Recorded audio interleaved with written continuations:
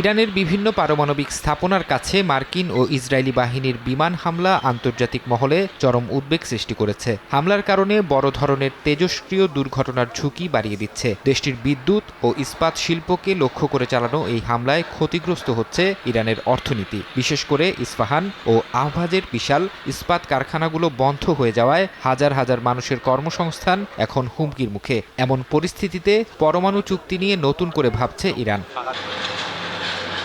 ইরানে মার্কিন ও ইসরায়েলি আগ্রাসনের জেরে ক্ষুব্ধ দেশটির রাজনীতিবিদরা। তারা সাফ জানিয়েছেন, পরমাণু অস্ত্র বিস্তার রোধ চুক্তি বা এনপিটি বর্তমানে ইরানের জন্য অর্থহীন হয়ে পড়েছে। দেশটির জাতীয় নিরাপত্তা কমিশনের মুখপাত্র ইব্রাহিম রেজাইর অভিযোগ, এই চুক্তি ইরানকে কোনো সুরক্ষাই দিতে পারেনি। ফলে পার্লামেন্টে এনপিটি থেকে নাম প্রত্যাহারের একটি বিশেষ বিল উত্থাপন করা হয়েছে, যা পাশ হলে ইরান আর আন্তর্জাতিক পরমাণু বিধিনিষেধের তোয়াক্কা করবে না।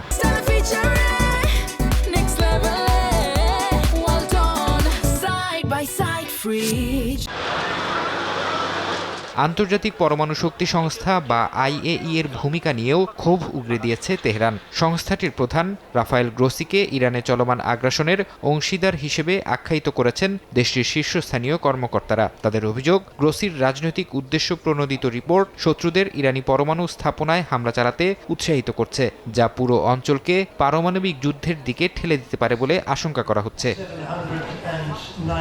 যদিও ইরান বলছে, এনপিটি থেকে বেরিয়ে যাওয়ার অর্থ এই নয় যে তারা পারমাণবিক অস্ত্র তৈরির দিকে এগোচ্ছে, বরং এর মূল উদ্দেশ্য হল আন্তর্জাতিক পরমাণু শক্তি সংস্থার পরিদর্শকদের ছদ্মবেশে ইরানের ভেতরে যুক্তরাষ্ট্র এবং ইসরায়েলি শাসক গোষ্ঠীর অব্যাহত গোয়েন্দাগিরি বন্ধ করা।